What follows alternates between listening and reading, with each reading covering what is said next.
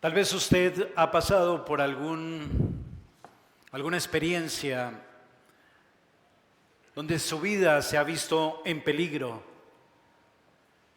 Y mi pregunta sería, ¿dónde estaba puesta su confianza en ese momento?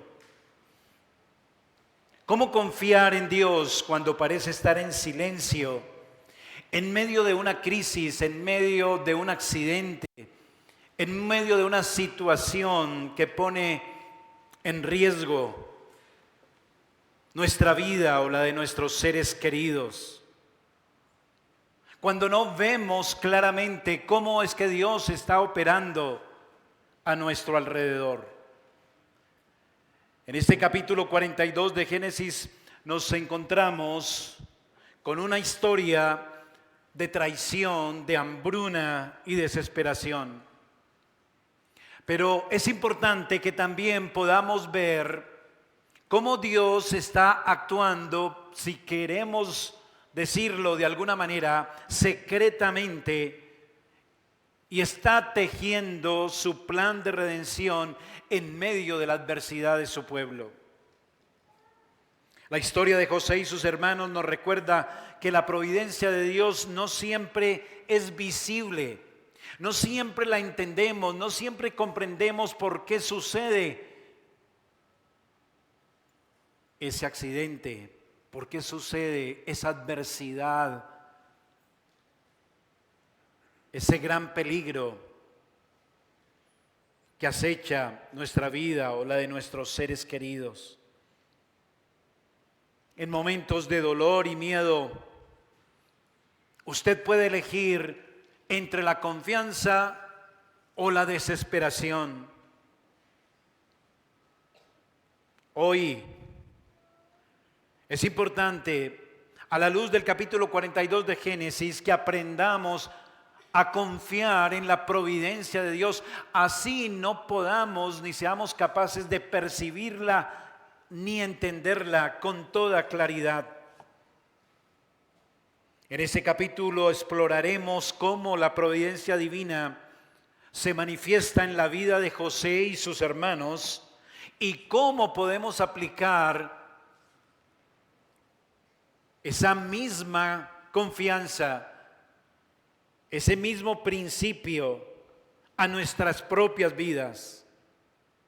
Usted y yo debemos descubrir que incluso en los momentos más oscuros, Dios está trabajando para nuestro bien. Aún en ese momento en que su vida está en riesgo, aún en ese momento en que su ser querido está al borde de la muerte, Dios está trabajando para el bien de su pueblo. Por esto llamaremos nuestro tema de hoy: confiemos en la providencia divina aunque la vida duela. Lo desarrollaremos bajo dos enunciados.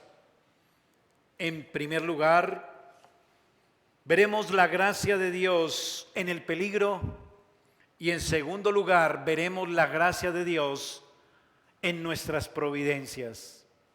La gracia de Dios en el peligro y la gracia de Dios en nuestras providencias. Hablemos de lo primero, la gracia de Dios en el peligro. Desde el capítulo 37 del Génesis, usted recordará que inicia la historia de la vida de José. José es el hijo de Jacob, quien formaba parte del pueblo de Dios. José hace parte de los escogidos de Dios, pues su padre y su abuelo recibieron la promesa que también dio a su bisabuelo Abraham, de que en él serían benditas todas las naciones de la tierra. Y hemos visto que esa promesa de Dios muchas veces se ha visto en grave peligro de no poder cumplirse. Lo hemos visto a través de todo el libro del Génesis, ¿sí lo recuerda? pues se han presentado grandes obstáculos que veíamos realmente insalvables humanamente, pero Dios mostró vez tras vez que para Él no existe cosa difícil, y aún cuando su plan se ve en riesgo por causa del pecado de su pueblo, por su gracia, Él lleva adelante con fidelidad y conduce toda circunstancia para cumplir su promesa de proveer a todo el mundo el acceso a un Salvador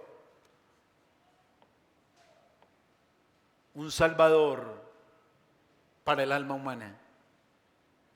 Hoy nuestro texto nos dice que la permanencia de su pueblo escogido nuevamente ahora se ve amenazada. Y si el pueblo de Dios se ve amenazado, significa también que la promesa de aquel en quien serían benditas todas las naciones de la tierra también está en peligro. Hay una hambruna terrible que Dios ha traído sobre toda la tierra, mas Él va a mostrar su poder, su soberanía, su gracia. Él le va a mostrar a usted que está orquestando, conduciendo todo de una manera imperceptible para preservar a su pueblo, bendecirlo frente al peligro inminente de extinción total. Mire conmigo el versículo 1 y 5, del 1 al 5 nuevamente de este capítulo 42. Viendo Jacob que en Egipto había alimentos, dijo a sus hijos: ¿por qué os estáis mirando? Y dijo: he aquí, yo he oído que hay víveres en Egipto. Descended allá y comprad de allí para vosotros, para que podamos vivir y no muramos. Y descendieron los 10 hermanos de José a comprar trigo en Egipto. Mas Jacob no envió a Benjamín, hermano de José, con sus hermanos, porque dijo: no sea que le acontezca algún desastre. Vinieron los hijos de Israel a comprar entre los que venían, porque había hambre en la tierra de Canaán. Muy bien, aquí está el punto. En estos 5 versículos, por fin, si me permite ponerlo en esos términos, por fin se corre el velo de la secreta e incomprensible providencia divina en la vida de José. Y usted dirá: bueno, ¿por qué, pastor? Bueno, han pasado 22 años en la vida de José. 22 años en los cuales hemos visto que este joven pasó por maltratos, angustias, temores, peligro de muerte. Y ahora aquí, en este pasaje especialmente, por fin sabemos para qué pasó todas estas penurias. Ahora usted lo puede ver claramente. Ahora podemos ver los planes divinos. Mire el último verso del capítulo 43, del capítulo 41, disculpe, ahí mismo, antes de empezar el 42, dice: y de toda la tierra venían a Egipto para comprar de José, porque por toda la tierra, había crecido el hambre. Hermano, amigo, todas las miserias de la vida de José que hemos visto hasta aquí, ahora cobran sentido.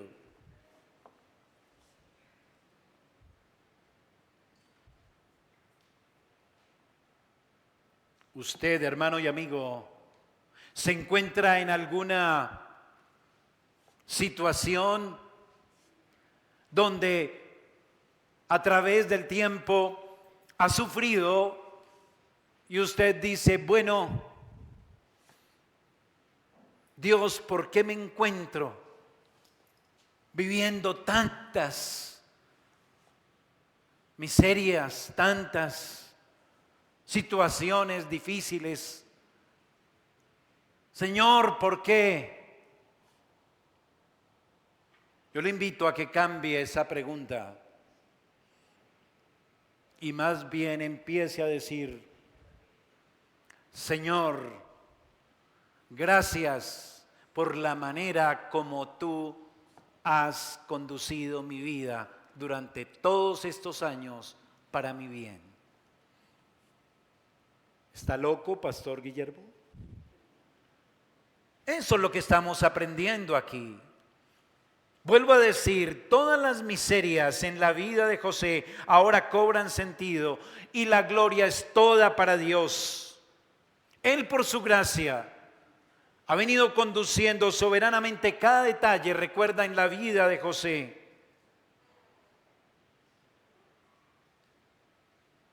Él es quien ha llevado a José hasta el lugar donde se encuentra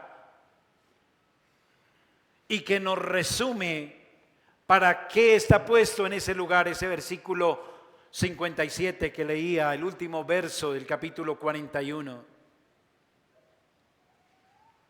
Así que finalmente, hermano, todo esto es para que la familia de donde vendrá la mayor bendición para la humanidad sea salvada de una hambruna que Dios mismo iba a traer sobre la tierra por 7 años.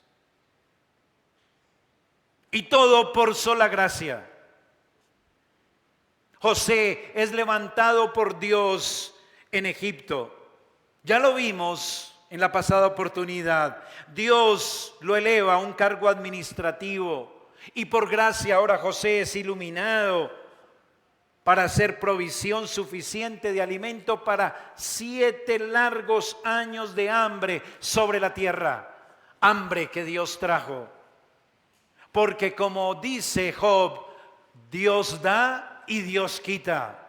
Dios dio 7 años de vacas gordas y Dios quitó y dio 7 años de vacas flacas. Así que aquí es importante remarcar algo. Confiemos, esperemos en las promesas de Dios. Dios libró de la muerte a su pueblo escogido. Dios lo salvó de hambre. Dios rescató la familia de Jacob de esa manera. La rescató de perecer en esa hambruna a través de los sufrimientos, de los padecimientos de José. Y más que eso, también Dios ahora, notemos, va a cumplir el sueño que Dios quiso darle a este joven cuando estaba en casa de su padre junto a sus hermanos. Mire conmigo el versículo 6 al versículo 9. Y José era el señor de la tierra, quien le vendía a todo el pueblo de la tierra. Note, y llegaron los hermanos de José, ¿y qué hicieron? Y se inclinaron. Y se inclinaron a él rostro a tierra. ¿Recuerdan los sueños de José cuáles eran? Que él veía unas espigas que se inclinaban. ¿Sí recuerda todo eso? Ahí está. Y ahora se inclinan a él rostro a tierra. Y José, cuando vio a sus hermanos, los conoció, mas hizo como que no los conocía y les habló ásperamente y les dijo: ¿de dónde habéis venido? Ellos respondieron: de la tierra de Canaán, para comprar alimentos. José pues conoció a sus hermanos, pero ellos no le conocieron. Entonces se acordó José, ¿de qué? de los sueños que había tenido acerca de ellos y les dijo: espías sois, por verlo descubierto del país habéis venido. Hermano, amigo, meditemos en algo. Habían pasado 22 años. Présteme atención. 22 años. ¿Sabe lo que son 22 años? Es toda una vida. Los padres que han visto crecer a sus hijos desde los 0 años hasta los 22 saben que eso es toda una vida. ¿Sí o no? Habían pasado 22 años hasta que se cumplió el plan que reveló Dios en sueños a José. Y solo ahora, después de 22 años de haber pasado José las duras y las maduras, hasta ahora entiende algo y puede ver algo de lo que Dios le había mostrado para su vida. José hasta ahora puede asomarse un poco y ver de qué se trataba toda esa pérdida, toda esa calumnia, soledad, aflicción, injusticia, peligro que había vivido y que quizás alguna vez en su corazón pensó que era sin sentido. Después de 22 años, un puritano inglés llamado John Flavel, algunos conocen un librito de su autoría que se llama El misterio de la providencia. Él dice algo muy cierto. Él dice: la providencia debe leerse de la misma manera que el hebreo. Como yo sé que usted lee hebreo, yo sé que le es familiar cómo se lee el hebreo. Se lee al revés. Se lee no como el español, de izquierda a derecha, sino de derecha a izquierda. Así se lee el hebreo. Entonces, lo que dice Flavel es: la providencia de Dios debe leerse de la misma manera que el hebreo, al revés. No se entiende qué está sucediendo hoy, ahora, en su vida, pero desde la perspectiva del futuro, mirando hacia atrás, se puede ver la mano de Dios y los propósitos que Dios tenía en cada cosa que a usted le ocurrió, que le parecía un desastre en alguna oportunidad. Algunos asienten con su cabeza y dicen: sí, así es. Así también su vida y la mía, hermano y amigo. No entendemos por qué está sucediendo lo que hoy nos pasa. ¿Usted lo entiende? No lo entendemos. Es como si estuviera escrito en hebreo.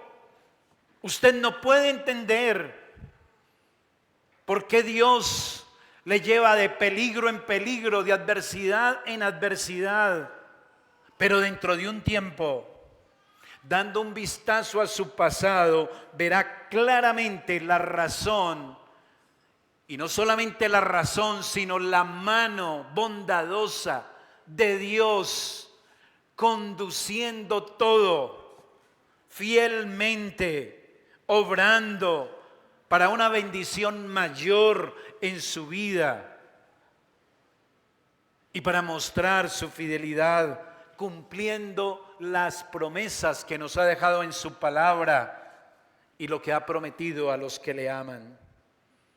Y todo solo por su gracia, no porque lo merezcamos, no porque Él esté obligado a hacerlo, sino solo por su gracia. Dios pondrá su vida en diversos peligros. Dios pone en peligro la vida de su pueblo Así como en este caso había caído sobre la tierra gran hambre. ¿Sí lo notó en el versículo 1 y 2? Dice, comprad allí para nosotros para que podamos vivir y no muramos, dice al final del verso 2. Había un peligro verdadero. ¿Quién lo condujo? ¿Quién lo dirigió? Dios. Esa es la historia de José. Esa es la historia de toda la Biblia. Es la historia suya, hermano y amigo. Especialmente, esa es la historia de los hijos de Dios. Porque a los que aman a Dios, todas las cosas le ayudan a bien. Muchas veces usted se ve en situaciones de peligro, de riesgo. Peligro de su propia vida. Un accidente. Una enfermedad. Peligro de su bienestar. Está a punto de perder su trabajo. O no llega trabajo a su negocio, las ventas bajan. Peligro, riesgo. Usted no lo comprende. Hoy usted no lo entiende. Mañana lo entenderemos.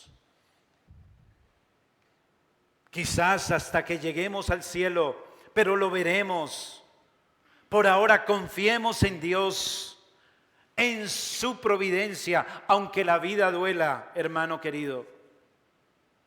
Déjeme insistir, Dios pone en peligro la vida de su pueblo para cumplir con sus sabios, buenos y perfectos propósitos. Y esto vemos en el capítulo 42, que no solo ocurre con José, sino que también ocurre con sus hermanos. Y eso nos lleva al segundo punto principal, la gracia de Dios en su providencia. Ya vimos la gracia de Dios cuando estamos en peligro. Ahora miremos la gracia de Dios en su providencia. Las cosas para los hermanos de José durante esos 22 años sucedían en casa de su padre con cierta normalidad, diría yo. Aunque no debemos dejar de advertir que todos esos años que José estuvo desaparecido para sus hermanos fueron días donde el recuerdo de lo que habían hecho con su hermano José seguro atormentaba el alma de estos hombres.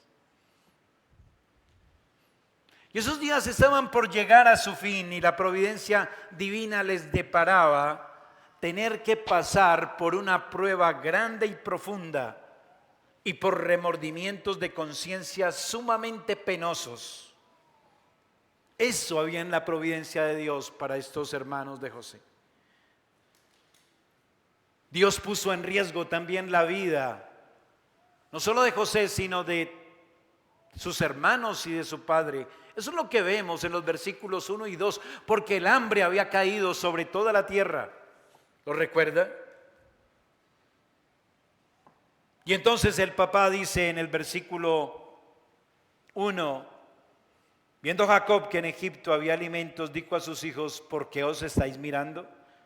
Y aquí yo he oído que hay víveres en Egipto. Descended allá, comprad de allí para nosotros, para que podamos vivir y no muramos.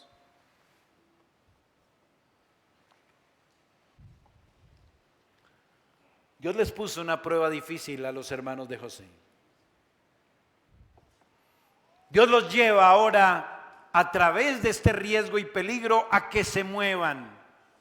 Los fuerza a moverse e ir a Egipto. Y Egipto es el último lugar, quizás, a donde los hermanos de José quieren ir. No es fácil para estos hermanos ir a Egipto. Solo escuchar el nombre de Egipto les trae de vuelta a su mente lo malos que fueron con su hermanito José, su vergüenza, su pecado, el que no han confesado delante de Dios. Y finalmente, Dios en su providencia tenía que se iban a encontrar nuevamente. Versículo 8. José pues conoció a sus hermanos, pero ellos no le conocieron. José, cuando vio a sus hermanos, usted se puede imaginar, después de 22 años, ¿qué vino a su mente en esos instantes? Viejos recuerdos de un pasado no muy grato. Todo el sufrimiento y angustia que le hicieron vivir se agolpó en su mente. Y ellos no le conocieron. Dice el texto. Claro, habían pasado 22 años. Usted dirá, bueno, pero ¿cómo así que no conocieron a su hermano? Bueno, José ya estaba cerca a sus 40 años. Si lo recuerda, pues dice que en el versículo 46 del capítulo 41 dice, era José de edad de 30 años cuando fue presentado delante de Faraón, rey de Egipto. Ya tenía 30 años. A los 17 los hermanos lo habían vendido a los mercaderes de Egipto. Y ya habían pasado los primeros 7 años de vacas gordas. Usted que sacó 10 en cálculo diferencial e integral sabe que sí han pasado 22 años y que está cerca de los 40. Así que ellos lo dejaron de ver cuando tenía 17, insisto.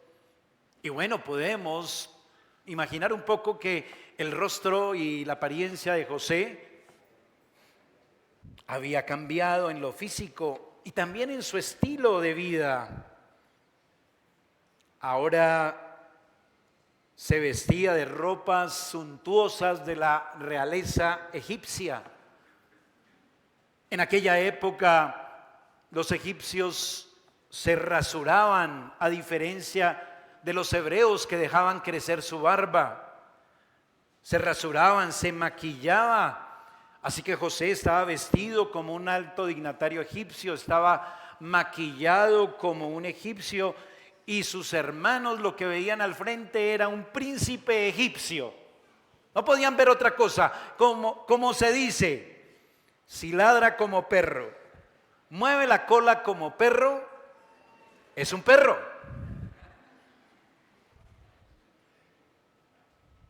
No lo conocieron. Pero sí podemos, con la imaginación, casi ver reflejado en el rostro de José la cascada de emociones al ver sus hermanos, tenerlos enfrente de él después de 22 años. Emoción, sorpresa, resentimiento, curiosidad, muchas preguntas acerca de qué ha pasado en la casa, qué ha pasado con su padre, con su hermanito menor durante estos 22 años, versículo 9 al 13. Entonces se acordó José de los sueños que había tenido acerca de ellos y les dijo, espías sois, por verlo descubierto del país habéis venido. Ellos respondieron, no, Señor nuestro, sino que tus siervos han venido a comprar alimento. Todos nosotros somos hijos de un varón, somos hombres honrados, tus siervos nunca fueron espías. Pero José les dijo, no, para verlo descubierto del país habéis venido. Él quería sacarles información, a ver qué más contaban. Y ellos respondieron, tus siervos somos 2 hermanos. Al fin llegaron al punto. José iba a saber qué estaba pasando con su familia. Y dice, 2 hermanos, hijos de un varón en la tierra de Canaán, y he aquí el menor está hoy con nuestro padre.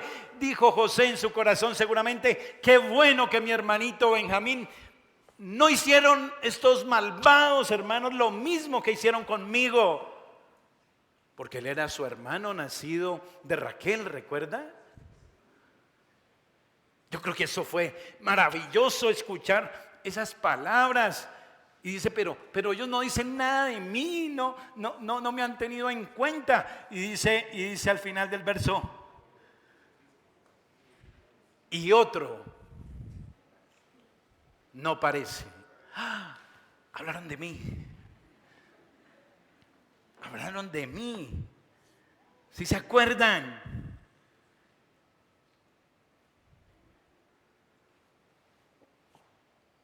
Hasta aquí es interesante notar algo. Pareciera que José quiere vengarse de sus malvados hermanos. Dice la Escritura que cuando llegaron por primera vez, y leímos en el verso 7, José los trata duramente. Y vemos también que los acusa de espías. ¿Sí recuerda? Y también, finalmente, José los encierra en la cárcel. Versículo 17. Entonces los puso juntos en la cárcel por 3 días. Así que pareciera, insisto, que José les está pagando con la misma moneda. ¿Recuerdan cuando estaba pequeño José allá con sus hermanos, cómo esos hermanos lo trataban mal? ¿Recuerdan? Y cuando José iba y le contaba al papá las fechorías de los hermanos, decían: usted es un chismoso, usted es un espía. Sí, recuerda. Y José les dice: ustedes son espías. Y allá entonces recuerdan que lo metieron en un hueco, en una cisterna, y José llegó y los echó al hueco, los echó a la cárcel.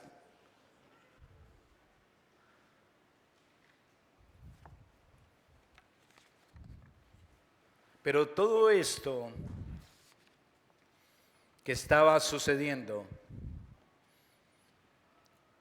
ese leve sufrimiento, diría yo, que infligió José a sus hermanos, también estaba en el control providencial de Dios desde el momento en que ellos tuvieron que salir de su tierra para ir a recoger alimentos hasta donde estaba José. Ellos fueron redargüidos en su alma de pecado contra su hermano. Mire conmigo el versículo 18 en adelante. Y al tercer día les dijo José: haced esto y vivid, yo temo a Dios. Si sois hombres honrados, quedé preso en la casa de vuestra cárcel uno de vuestros hermanos, y vosotros id y llevad el alimento para el hambre de vuestra casa. Pero traeréis a vuestro hermano menor, y serán verificadas vuestras palabras, y no moriréis. Y ellos lo hicieron así, y decían el uno al otro: verdaderamente hemos pecado contra nuestro hermano, pues vimos la angustia de su alma cuando nos rogaba, y no lo escuchamos. Por eso ha venido sobre nosotros esta angustia. Y entonces Rubén le respondió diciendo: no os hablé yo y dije: no pequéis contra el joven, y no escuchasteis. Y aquí también se nos demanda su sangre. Qué interesante ver que todo lo que estaba pasando estaba en el plan de Dios para los hermanos de José.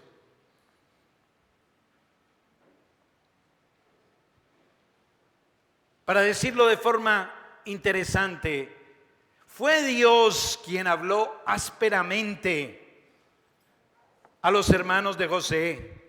Les habló con dureza porque necesitaban que se les despertara la conciencia. Fue Dios quien los acusó de espías y los encerró. Era necesario que a través de la prisión ahora su conciencia los condenara. Todo eso por pura gracia. Dios estaba llevando al arrepentimiento a esos malvados hermanos de José.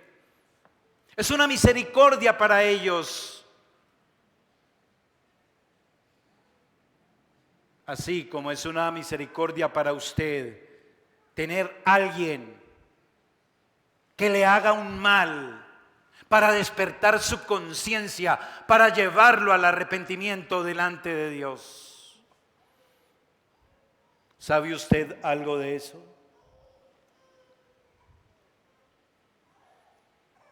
Dice Hebreos 10, acerquémonos con corazón sincero en plena certidumbre de fe, purificados los corazones de mala conciencia.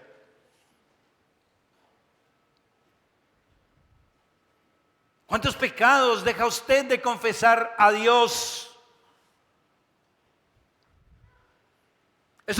Estos hombres vivieron 22 años sin confesar a Dios su pecado.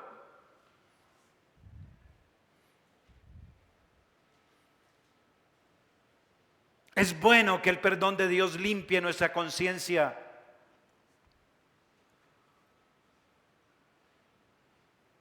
Si confesamos nuestro pecado, Dios es fiel y justo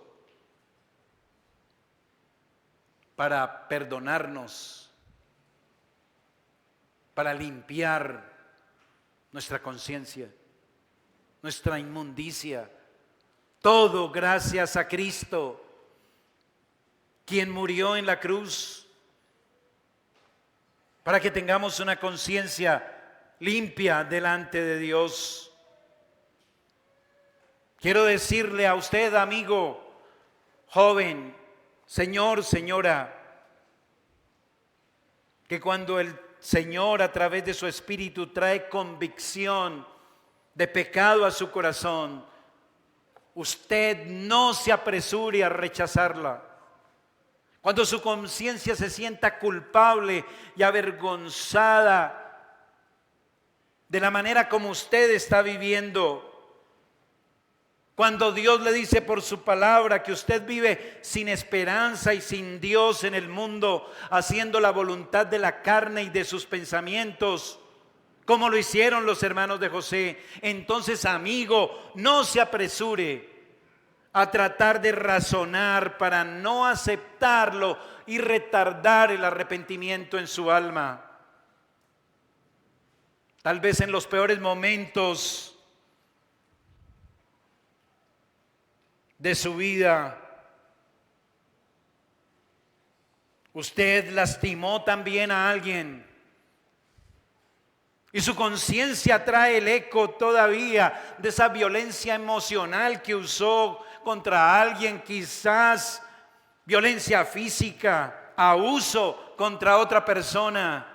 Usted es culpable delante de Dios, porque cualquiera que llame a un necio a su prójimo es culpable de juicio delante de Dios.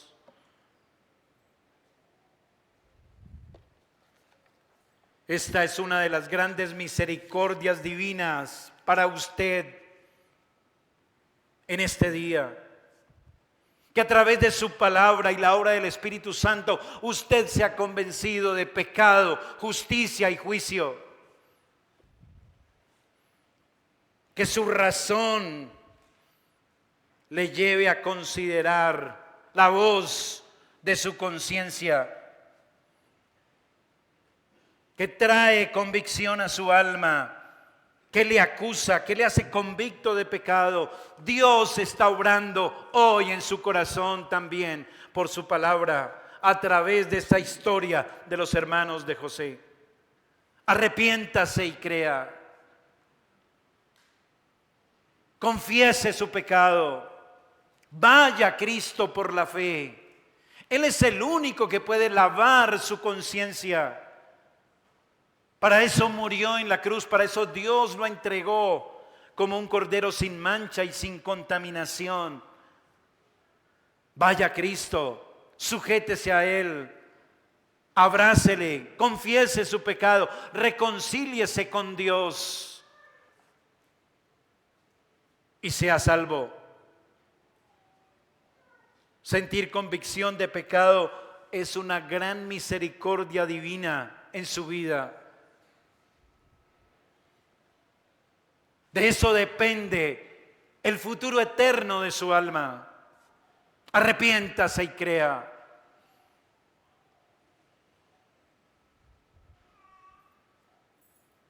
Y volviendo a nuestro tema,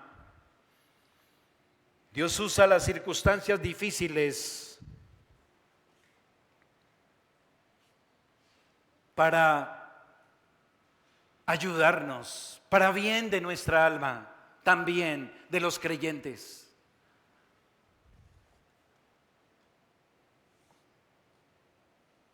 Génesis 42 nos deja ver que sin una sequía, estos hermanos no irían a Egipto.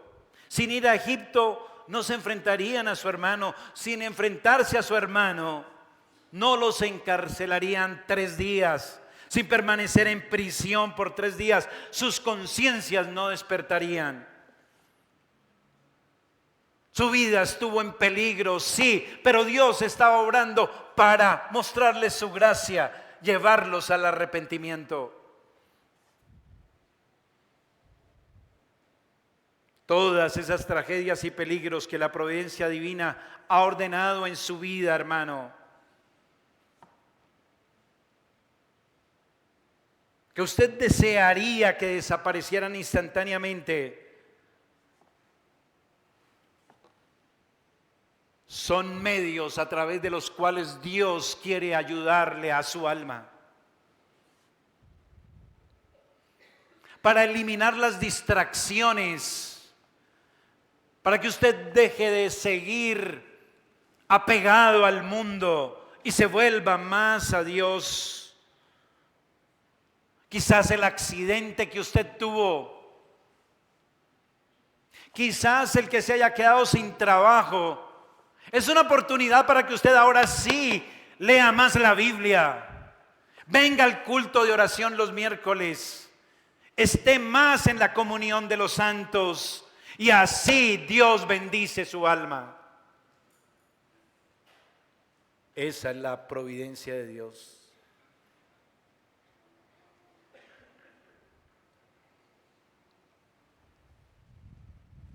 ¿Hay alguna persona en su vida que sigue molestándola? ¿Hay quizás familiares que quieren echarlo entre un hueco como a José?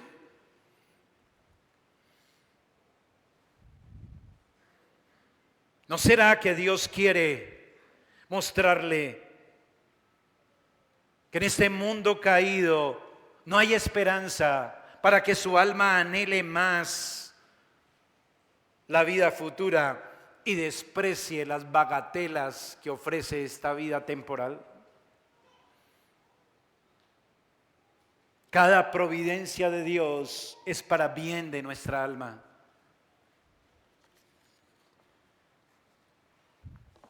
Fue el hambre el que puso los pies de estos hombres camino a Egipto.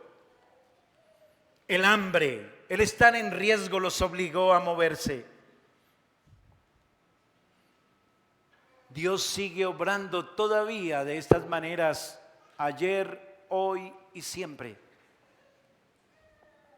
Y a los que aman a Dios, todas las cosas le ayudan a bien.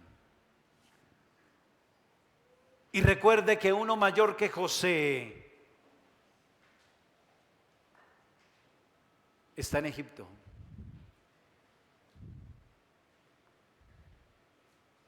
Cristo fue enviado al mundo para dar salvación, paz, vida eterna. Recuerde que decíamos a la luz del capítulo 41 que así como José fue elevado a una gran posición en Egipto, así también Cristo ahora, después de ser humillado, de ser injustamente castigado, de morir, de ser sepultado, ascendió y está sentado a la diestra. Y es desde allí que Él sigue siendo para su pueblo la esperanza de perdón. Cada vez que es necesario que nuestra conciencia sea sacudida y reconozcamos que no hemos confesado todos nuestros pecados y vayamos hasta Cristo para que Él interceda ante el Padre y podamos ser limpios de todo pecado. Cristo es el pan de vida, ¿recuerda? Así como José, que fue puesto en gran honra en Egipto para que de todos los países acudieran a Él para no morir de hambre. Recuerde, hermano, invoque a Cristo, porque separados de Él nada podemos hacer. Vayamos a Él, que Él siga alimentando nuestra alma, que Él siga animándonos, que Él siga consolándonos, que Él siga enseñándonos, edificándonos. Perseveremos. Él tiene todo lo que nuestra alma necesita para alimentarla. Que el Señor bendiga su palabra y prospere su palabra en nuestras almas. Oremos. Padre, Señor bueno, te damos gracias en este día. Nuevamente nos has mostrado tu gracia en esa providencia secreta e incomprensible que muchas veces nos desconcierta. Padre, perdónanos las veces que hemos preguntado de manera necia, porque ocurren tragedias en nuestra vida. Permítenos darte más bien gracias porque tú estás operando en nuestra vida para bien. Ayúdanos, Señor, a confiar más y descansar más en tu providencia. Permítenos ver siempre con los ojos de la fe la manera como tú, Señor, conduces todo soberanamente. Enséñanos, Señor, a descansar en ti en medio de los grandes desafíos que tú mismo permites en nuestra vida. Gracias, Padre, porque pones en riesgo y peligro a tu pueblo. Gracias, Padre, porque de esa manera tú sigues obrando, tú sigues operando para mostrarnos más y más cómo cumples tus promesas. Señor,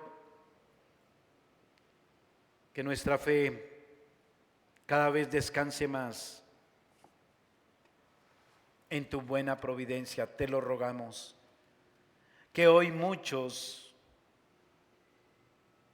puedan ver la gracia que es en Cristo y se vuelvan en fe y arrepentimiento. Que no cierren sus corazones,